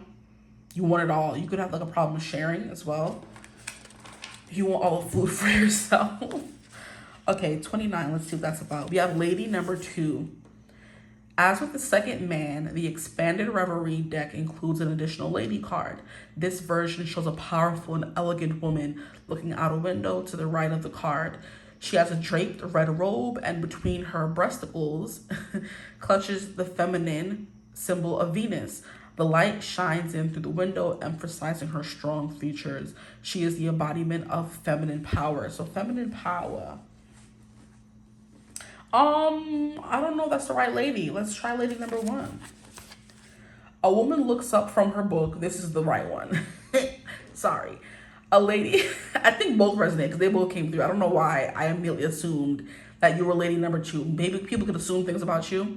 A woman looks up from her book, her thoughts wandering. There is a commonality of ambiance and mood that connects this woman and this card to its male counterpart. The red rose provides an additional point of connection that binds them. It is a token, a gift, something given and received, something shared, right? So a gift, God-given gift, you could have one of those, right? To manifest, to get things done, to be so one-track minded, which can turn out to be a bad thing as much as it is a good thing, right? Okay, let's read about the house. A sanctuary is to be found in the house, showing us family and home, the sanctuary that offers us shelter from the world. In the Gilded Reverie, we have the house depicted in such a way as to entice us home again to a nostalgic place of childhood fairy tales. So you could definitely still live in fairy tales, your hope is romantic, all that kind of stuff. That's what's coming through here. People feel safe around you. Let's go to 10 now. With the scythe, or whatever the thing is called. We have it a birch broom. A birch broom? Interesting. No, that's 11. I'm like, I know that's not what that is. We have the Scythe. To everything there is a season and a time to every purpose under the sun. Be careful, I am swift and sharp. I cut through with precision with a sharp and clear vision. I am an accident, a deep cut, a break, or sometimes a difficult decision that needs to be made. I can bring good harvest or danger. Look at what I was saying. Look at what I am currently nearby. It might just change your way. So all the cards nearby are positive. So I'm guessing you are someone who is more good harvest than danger. But there is a sense of danger there, especially because you were coming out of Scorpio energy a little bit. So we have that. And let's go to the fishies, which more than likely not represent abundance. That's what fish always remind me of. Or pregnancy. But either way, that's fertility, right? Things blossoming and blooming. 34. The fish. I bring plenty and abundance. I deal in commerce and sales. I advocate independence and promote self-reliance and trade. Water, expansion, and flow is my department. Creativity coming through once again. Be careful not to tip the scales between tipsy and loaded. You don't want to end up dizzy and bloated. So the fish of the Lenormand symbolize resources and money. The three fish here in the blue depths show that we can dive deep to gather in food and abundance. In some traditions, the card also symbolizes wealth, okay? So you're someone who's very wealthy. You look well put together. You look like someone who has a lot of resources at your disposal, you know? Friends in high places could also be a vibe coming through as well. But I'll leave you reading right here. That's mostly what I have for you guys. That's what people notice most about you. How well put together you look. You come from good stock, is what I just heard as well. Never a hair out of place. Very fertile. People want to procreate with you because you have a woman coming through. So people see you as very attractive, okay? Whether physically or energetically, both. Okay, so I'm gonna leave you reading here. I hope it resonated. If it did, feel free to like, comment, and subscribe. We'd love to have you join the tribe, okay? If you want to book a reading ever, you can do so using my email in the description box below. If you want to join my memberships on the channel, you could also do that using the description box below. You're going to look right above the timestamps and you'll find a link for my membership. You can just click join wherever you see join on the screen and my picture. That is an offer for you guys if you want to go support me in that kind of way. That's all that I have for y'all, though. I hope this reading resonated in some kind of way. I hope you're having a beautiful, wonderful day whenever you're watching this reading. And yeah, as always, I will see you gorgeous people in the next one. Bye. Hello, my gorgeous group threes. Welcome to your reading. Thank you for joining me here in today's reading. Today, we're going to be getting into what do people notice most about you. I'm sorry if you hear the heater in the background. I'm just, child, fed up. Oh, just stop. And it better stay that way, too. Anyway. Thank you for joining me here in today's reading. We're going to be getting into what do people notice most about you. Whatever ends up coming through, we're going to get into it, whether it's looks, personality, whatever. I'm not going to, you know, force anything to come through. So let's get into it. Immediately, we have cards coming out for you guys. You can be someone who's kind of hard to deny, someone who's very noticeable. We have 3 of Wands coming out so far. We also have 2 other cards, but this card kind of flew out. So we have that. We have 10 of Wands. Interesting. Somebody here could be from group 2. The Fool from group 2. Somebody. And then we have the King of Swords. Someone who's very clear, calm, and direct. Very cool, calm, and collected. The Wheel of Fortune is someone who's very... No, Wheel of Fortune. I'll be making up stuff. Where you see the Wheel of Fortune, Fool? Nowhere. But Wheel of Fortune's coming through. So someone's very lucky. But the Fool is what I meant to say. We have the Fool coming out. So someone who's very spontaneous, someone who's very much like getting up and going and without planning much of. So you could be something like very impulsive. But then we have the King of Swords, which is kind of someone who thinks things through. So are you truly impulsive? I'm hearing you're someone who likes to enjoy the fruits of your labor. You like to go on vacations. So if you're someone who's very successful, you come from means, or you have means, sorry. I feel like moving a lot during your reading. So like you can have like a lot of stagnant energy. But like you're someone who likes to like explore, enjoy, thank you, the fruits of your labor. You like to, I can't talk today. You like to enjoy the spoils of your labor.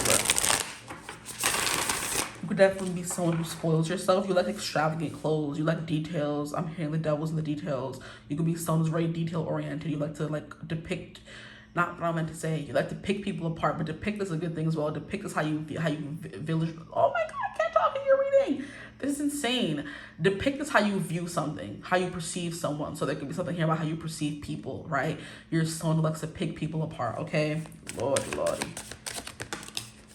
You could look like someone who's always stressed. We have 10 of Pentacles. So yeah, someone of means, someone who, how can I even describe what I'm feeling? Someone who has like built quite a legacy for themselves, built quite a nest egg. A quill could be important because I don't know why I wanted to say nest egg, but quill wanted to come through, right? Some of you could be, you could have like indigenous new roots as well. Because when I wanted to say quill, I thought of like Quilliu or the quill, whatever the people were from Twilight, Jacob and them people, okay? You could have those roots running in you.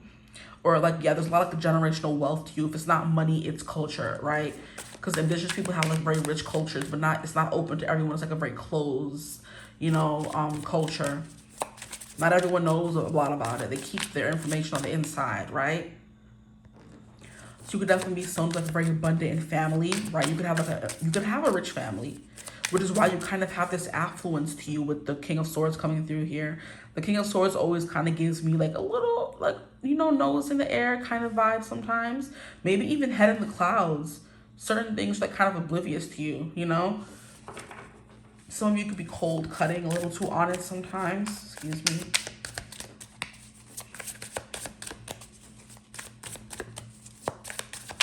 Ten of Wands, someone who is strong.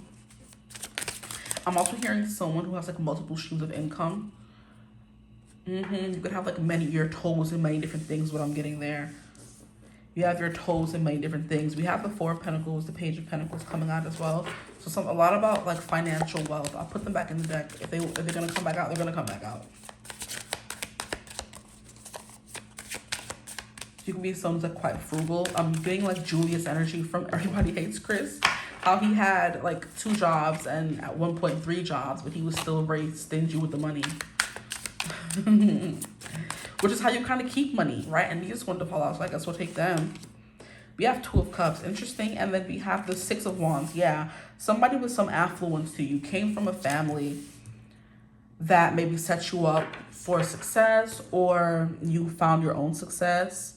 I'm hearing like there's critical acclaim. Some of you could be actors. I'm hearing guild actors. The SAGs could definitely be a thing. I think that's like something Actors Guild Awards or something.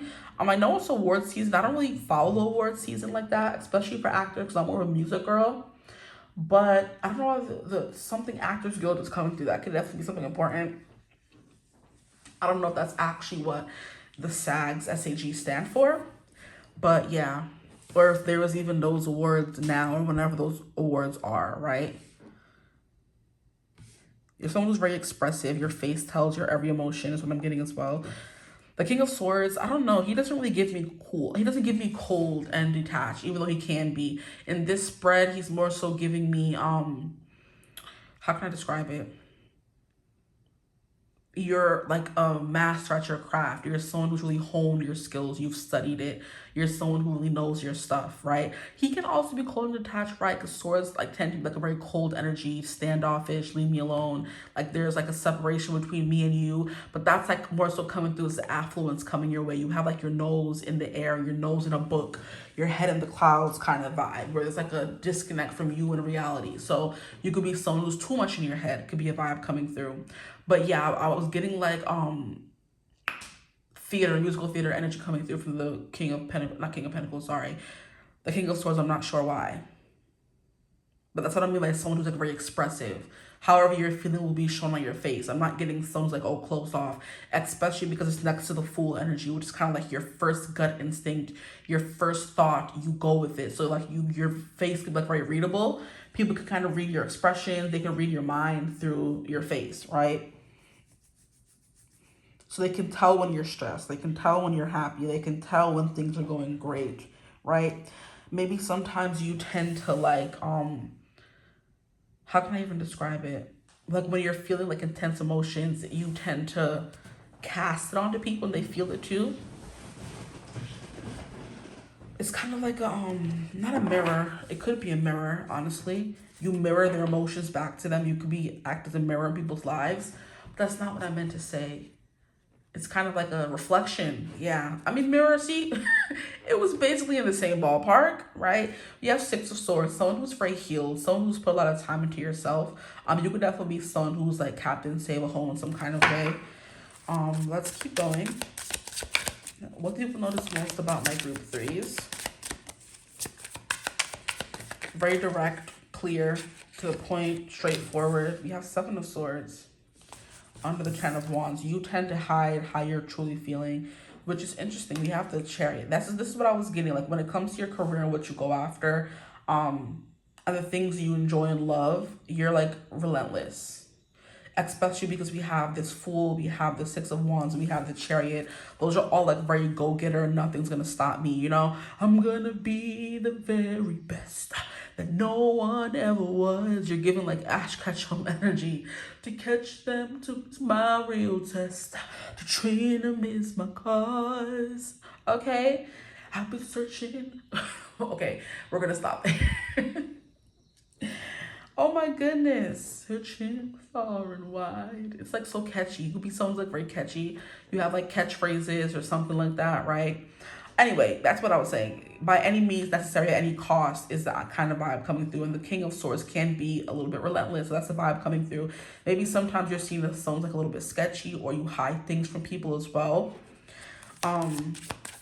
You know, there's a difference between your emotions being like easily cast onto your face and saying and holding things back from people. Because you can like look like you're annoyed, but you won't say anything about it. Is the kind of energy. But you're also coming through with someone's like direct. But so are you always direct, or is it just for certain things? Like, now I have questions for y'all. I have questions for you. Tell me one.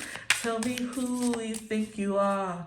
You got some nerve trying to tear my faith apart. I have questions. Number two, how could you try and play me for a fool?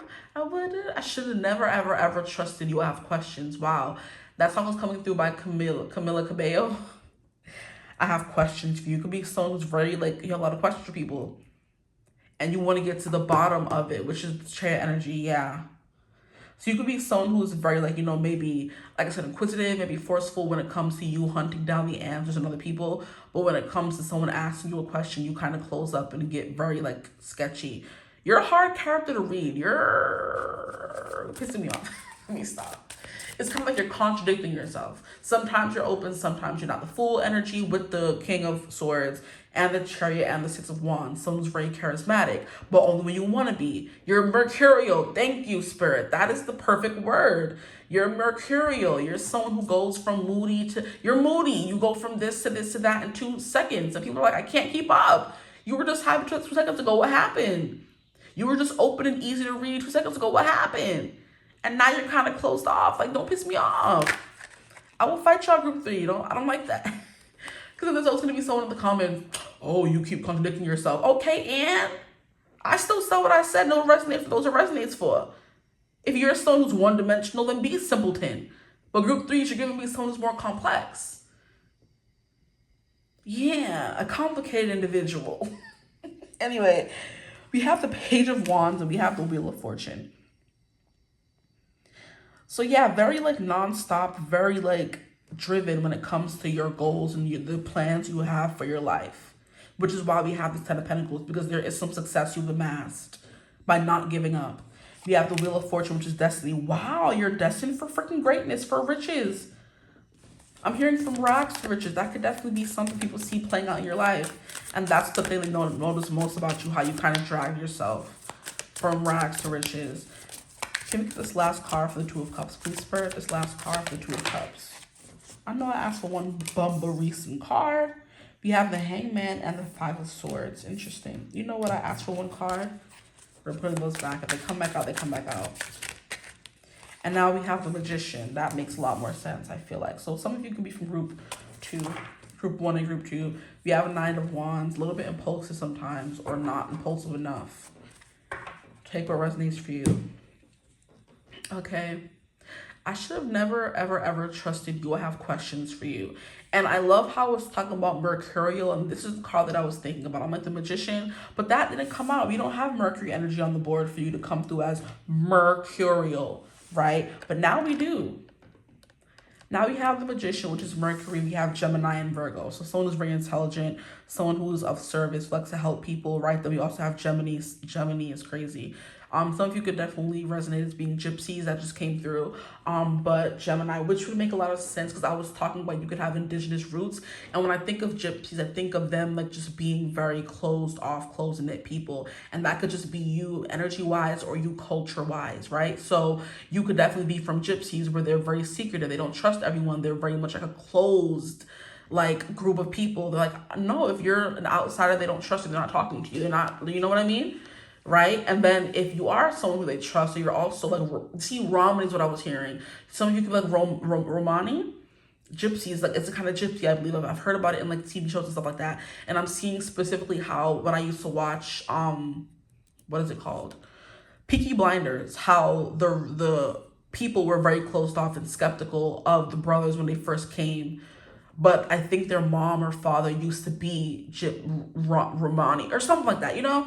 The gypsies are coming through. Like I was saying, they're very closed off, indigenous culture-wise. It's like a closed religion. It's how you're coming through as. Like a religion that welcomes people who were born into it, but, you know, it's giving uppity, higher echelon society vibes as well. The people that were born in the higher society are also welcoming to other people born in high society, but not people who weren't. Oh, it's giving secret society kind of energy. Yeah, you're picky. You're choosy. Nose in the air sometimes. That's what they notice most about you. You're closed off. You don't allow just anybody in. But the people you do let in are the ones who can read you like a book. You're the people who know you. So interesting. You're friendly and laughing and ha ha ha ha ha ha. Your rich laugh with the people who know you, which is why for them you're coming through with someone who's open and they can read you by the look on your face. And then people who don't know you come off as this King of Swords who's more hard to read. So it just depends who's like coming through in the reading. If it's people you know, you're coming through with someone who's like, they can read like a book. If there's people you don't know, then it's kind of like, oh, this person's like a little bit of they're a complicated character, very mercurial. And even people who do know you can consider you quite mercurial. They're like, oh my gosh, you're so freaking moody, right? That's what I'm getting. But some of you could definitely be from the Romani people, because I was definitely seeing that example from Peaky Blinders, where they wanted to get married in the Romani, or they wanted protection or something, and they were like very skittish, right? And it was also coming through again in another movie or show that I was watching, but gypsies are very closed off when it comes, it's like closed practice religions where you can't practice unless you've been born into it or indoctrinated, right? So indigenous, Romani, gypsy, you know, travelers kind of energies coming through, right? You could definitely be someone who stay in one place for long as well. But that's what I'm getting here. Like I said, with the Magician, very mercurial, very changeable. I'm very good at manifesting because we have the Six of Wands, which is success, acclaim, followers, people like giving you rewards, and you're being beloved, widely known, right? And then we have the Chariot, which is you fighting tooth and nail. You're very strategic, right? You're someone who goes forth and conquers. And it could be in a very cold way where you don't really take into consideration how other people are going to feel, you know, because you don't really care. It's giving like a CEO who's doing what's best for his pockets and not really caring about the underdog sometimes. So you can definitely come through with someone who's like, how do they call it? Far away? No. There's a saying. Out of touch. There it is. You're out of touch with how people in lower classes operate and live because you're so high up in your Ten of Pentacles and Six of Wands and Chariot energy, and Wheel of Fortune too. Wow, Jesus. But this life was destined for you, was given to you for a reason. You were born into it. It's not something you can help. You can always become more aware.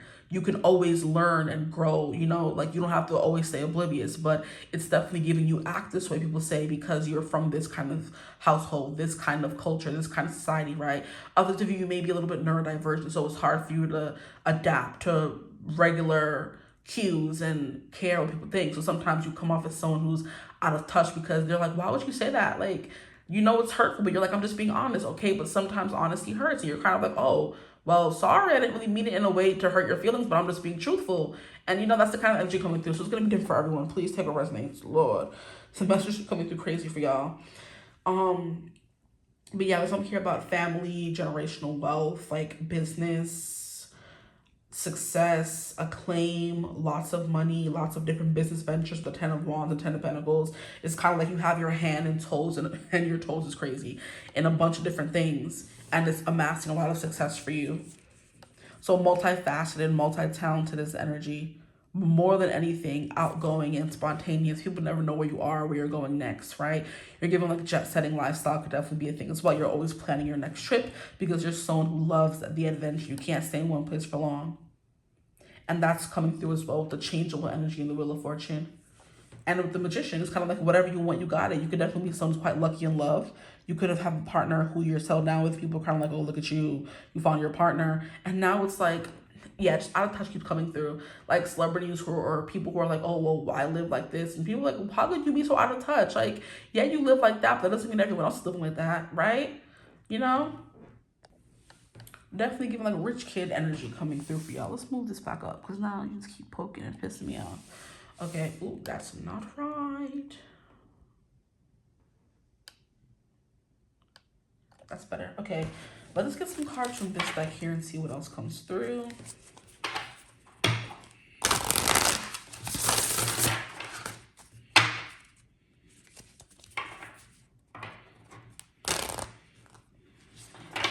You're very fascinating.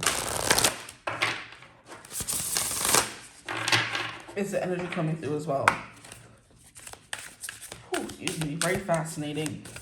People just kind of like want to study you. You're very interesting. I'm hearing creature. So that you are unlike most people. And when people meet someone like you, they just want to pick your brain. Whether it's because you have all this money, you have all this success. It seems like you have the perfect potion for life and how things work, you know? People want to be a student to you. They want to learn everything you've learned. They want to know how you found this perfect love and this money and this house and this career. They want to know how you made your first billion, how you've made your first million. You know what I mean? They have questions for you. And didn't I literally sing that song earlier? Stop playing on my face. Exactly. They have questions for you. I definitely forgot that, and then it came through again. Okay, the first card here we have is adventure. Look at that. I'm hearing adventure time. You're an interesting character. I keep just getting that. And it would make a lot of sense because we have this little boy in the universe, in the clouds. He's in space. Who's this? Is this giving Little Prince or no? Could be. We have Huck Finn. No, Huckleberry Finn. This is water? You know what? Let's read from the book. I definitely want to read about that. I haven't got that card ever. 32. You could be like, thought you were gonna fall. Don't piss me off. You could be someone who, if you're watching this, you could be like on the Forbes 30 under 30. You could also resonate as Ferb from Phineas and Ferb, because for whatever reason, Ferb wanted to come out of my mouth when I was gonna say Forbes 30 under 30. There's a lot of influencers who's made that list. I kind of like standing out in the crowd. Why are you guys getting so many cards? I'm not taking all of these. I understand you're multifaceted, but this is too much. These too much. Let me get a few cards that represent their personality the most. Please, Spirit. I don't want a whole set of cards. Give me something. You see how all these cards want to keep falling off? Don't piss me off. Well, you can't see because the camera's more up. But hey, a lot of cards want to fall out. And then once again, these are just two. Thank the Lord. Here we have Metamorphosis. Eliza Doolittle. Eliza Doolittle, Metamorphosis. So you can see the card in its entirety. And look at how she's giving upper echelon. Look at that. I'm screaming. There's this guy that I've been seeing recently on TikTok, and he likes to call his collective Broomhilda.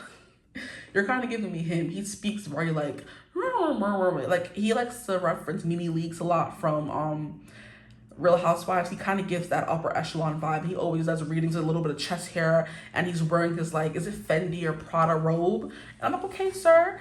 But he likes to refer to his collective as like Broomhilda, and you're kind of giving me him. I can't remember his name. Is it King T? I think is his name. And then here we have the villain. Ooh, people can consider you the villain. Interesting. We have Grendel. Grindelwald? Let me stop. Grindelwald from Harry Potter. He was also a villain. And at the bottom, we have Homecoming. Penelope. Interesting. I'm getting a lot of the cards I haven't seen before. I haven't seen these two, and I haven't seen Penelope either. Homecoming. Interesting. Okay. And I do believe if this is from the movie that I'm thinking about where the girl would used to be a pig or something, maybe not. But that's what I'm thinking of. The movie with what's that man? That fine man's name. I can't think of his name right now. Crap. But y'all know who I'm talking about. He, like, the girl who was born like a pig and turned into a human or something. What's that man's name? James McAvoy is my man. Ooh, I love me some him. Respectfully, because he's married with kids. I ain't a homewrecker, right? But anyway, yeah, James McAvoy was in the movie. When he was so little, he was just a baby. Now he grown. Anyway, we're not pulling from these yet, please. What card is this? It gets comes back out. This is kind of giving me this card here. We'll keep it out. Okay, let's read about these characters first, and then we'll go into the Lenormand. So here we have Adventure, Huck Finn. Adventure is 32. It says freedom, discovery, and risk.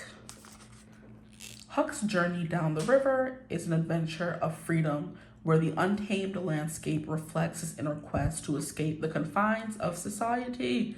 With Jim as his companion, Huck's path leads him towards self-discovery as he learns the meaning of loyalty, friendship, and the courage to follow his heart. The river becomes a symbol of the soul's flow towards truth, okay? I felt just the way any other boy would have felt when I see that wreck laying there, so mournful and lonesome in the middle of the river. I wanted to get aboard of her and slink around a little. So yeah, you just see things, you kind of want to pick it apart. And people want to pick you apart as well. You could definitely kind of like a tinker person. Like you take things apart and put it back together. You could be a little bit of an engineer as well. Yeah, I'm getting that Tinkerbell, Tinker Fairy vibes. You build things out of nothing, or you put a bunch of broken pieces together and make it something rich, you know, building things that people want to buy. Okay, very genius level intellect here coming through for you guys. You could have good education, or you just were born this way, you know? I'm hearing, I'm beautiful in my way, 'cause God makes no mistakes. I'm on the right track, baby, I was born this way. It's coming through. I'm hearing the beginning of the song though. She's like, I don't care if you're I or something I. I'm hearing AI. You guys could be into that too. It's something I am, or you know the beginning of Born This Way, when she's speaking. She's like, I don't care if you are this or this. You were born this way, baby. And then she goes into the song. My mama told me when I was young, we were all born superstars, right? That could be something your mom did when you were younger. When you were younger, you were built up with a lot of like pride and put some bass in your voice and stand up straight and keep your back straight. And you could have like been taught like, what do they call it? Like, what forks to use. You could have gone to, it's finishing school. There we go. You could have gone to finishing school. You could really have been like grown up in this like big upper echelon society where there's debutantes and, you know, real high society kind of stuff. So I'm like, what is why is that coming through? Nothing ever comes through meaninglessly for no reason. So some of y'all are from upper echelon society. Anyway, let me continue reading. So here we have Eliza Doolittle. She's transformation, evolution, and identity. So Eliza's transformation from a flower girl into a lady is not merely one of external refinement, but a deep metamorphosis of self-awareness and independence. Her journey reveals the power of language and identity in shaping one's fate as she grows beyond the expectations of those around her. Eliza's metamorphosis is a testament to the strength of self-discovery. So, if you can't accept or appreciate what you've got, you better get what you can appreciate. Whatever that means. Anyway,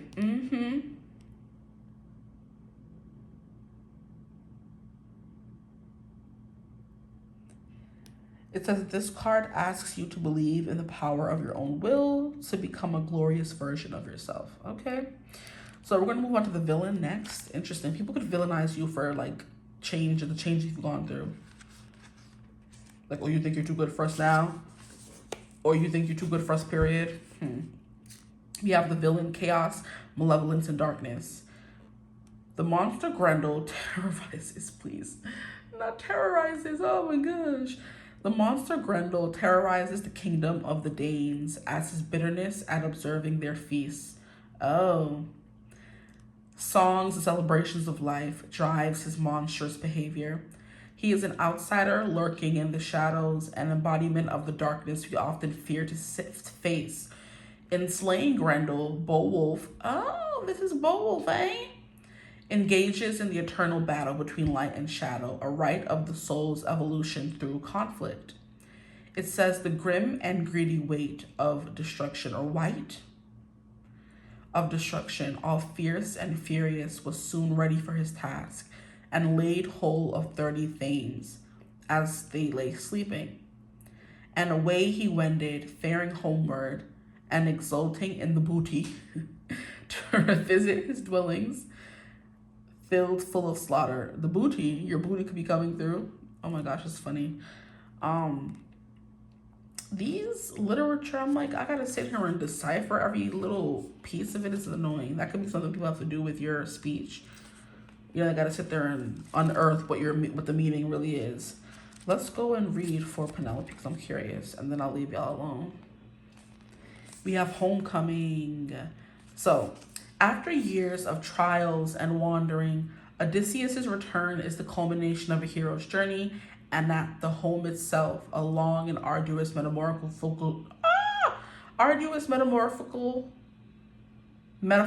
that makes more sense. I don't know why I'm reading a metamorphosis is insane, please. Sorry. At the home itself, a long and arduous metaphorical journey has been enacted.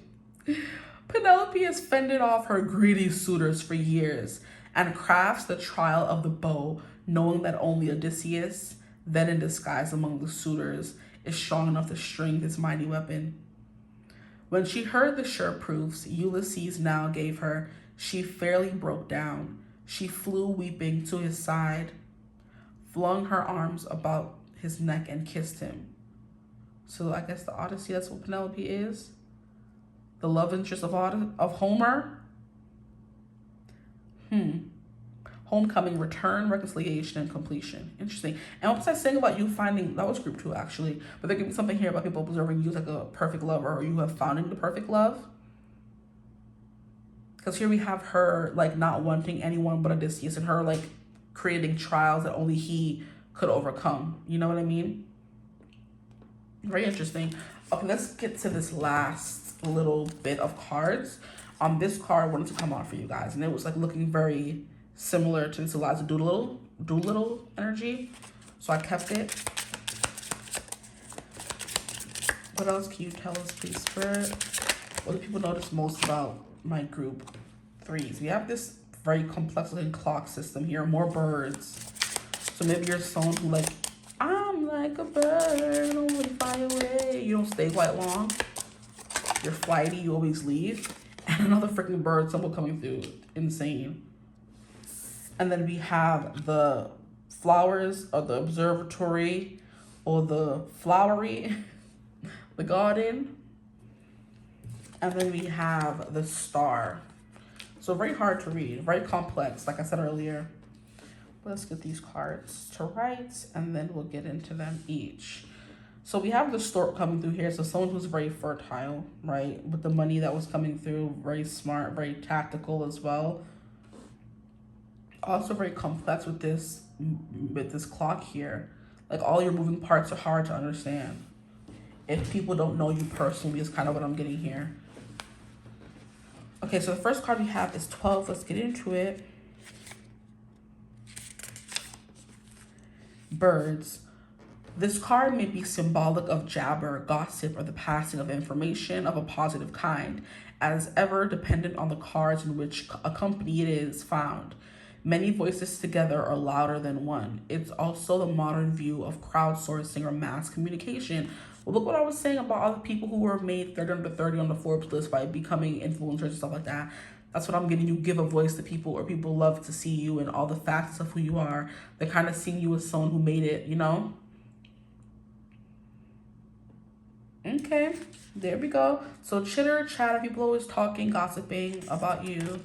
There's a lot of differing opinions that were coming through in this reading more than any other reading. So you could definitely be like a character, or you have a lot of eyes on you and they make up their own different perceptions of you, right? Of what they notice and what they think, right? That would definitely make a lot of sense. Let's see, 37. The cuckoo clock, I think that's what that is. 27, 37. What am I doing? Oh my. Picking up the wrong number. Time. Okay. The clocks in the Gilded Reverie are symbolic of the measuring out of time. The clock is ticking and life is transitory in nature, so we should savor each moment and live life to the fullest. This card is a reminder of our immortality. The hands of the clock will only go forward into time, and we must go on regardless. It is the card of time management, and the owl reminds us to use time wisely. Okay, so you definitely use time wisely, especially if you are someone who does content. It's kind of like, how do you have the time to do all these different things? That's what I feel like when I see all these celebrities and content creators doing all these things. I'm like, how do you have time to be at this premiere, do this, film this movie? Like, oh my gosh, it's insane. You could be someone's always busy as well. And they notice that you're always everywhere. Jet setting could also be a thing, traveling, right? Then we have 17. I'm pretty sure this is a stork. Might not be. It is. Okay. So the stork is a predictable creature, even though it is fabled to bring change. For example, with the delivery of a child, in reality, it returns home like clockwork to the same nest every year. The stork is a very favored creature and is looked upon with affection. Its return to the nest at springtime is the reason for the association with birth and delivery, which is very much its meaning in the Lenormand system. Okay. So yeah, someone's very fertile.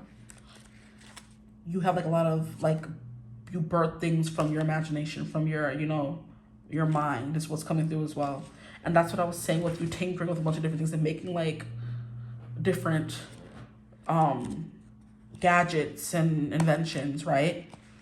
Then we have 20.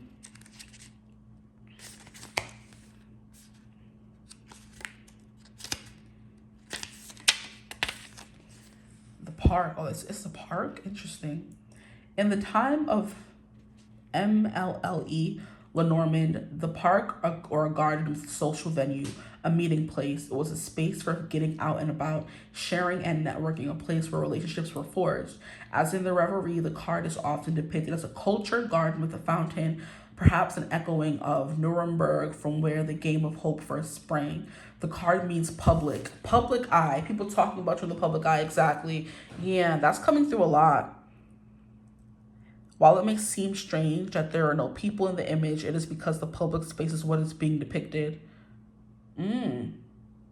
Yeah, so you're in the public eye, and people have a lot of things to say about you, which is why this reading was way more opinionated and contradictory than others. Because some people are saying one thing about you, and then someone else is saying something else about you. Lordy, lordy, lordy. And then last but not least, we have the star, which is very straightforward. It's kind of giving me complex and interesting, unique. We have the stars. In the game of hope, we make progress along a snake and ladders type map of life. At this stage, arriving at the star of good prospects.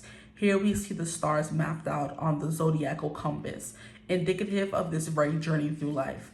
The stars in the Lenormand can be interpreted as a fixed course, something that is preordained, destiny. I was talking about that with the Wheel of Fortune. You're destined to be famous, destined to be great. People are noticing these things about you. And this also came through in another group, so that you could be from that same group.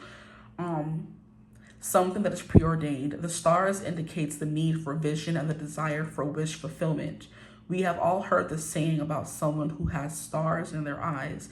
That could also be something coming through as well. You have stars in your eyes, and that we should follow our own star. Therefore, it is a card of optimism and ambition. The stars card is a card that portends success and much promise, and thanking one's lucky stars. That's what I have for y'all. That's what's coming through. Yeah, and look at how we have the galaxy coming through in this card here. Like someone who's out of this world, someone who's unique, someone who It's like you're put on this pedestal, this world stage. Everyone can't stop looking at you. Everyone wants a piece of you with the Two of Cups coming through here. You're seen as someone who's very desirable romantically because of all the success you've amassed, right? You could deal with gold diggers and things like of that nature. People are always talking about you. Time is always moving in a manner. Your time management is quite well, you know? It's quite good as well. But yeah, that's what I have for y'all. I hope this reading resonated. If it did, feel free to like, comment, and subscribe. Join the tribe. We would love to have you. If you would ever want to book a personal reading, you could always do so using my email in the description box below. If you were to ever want to join memberships, you could always do so using the link in the description box below, right above the timestamps. Hype the video if you can, if you have any more hypes left. Always try to interact with the video as well, so it gets pushed out there. If y'all want to show support in any kind of way, you know, I would appreciate it. But that's all that I have for you guys. I hope you're having a beautiful, wonderful day whenever you're watching this reading. And as always, I will see you gorgeous people in the next one. Mwah. Bye.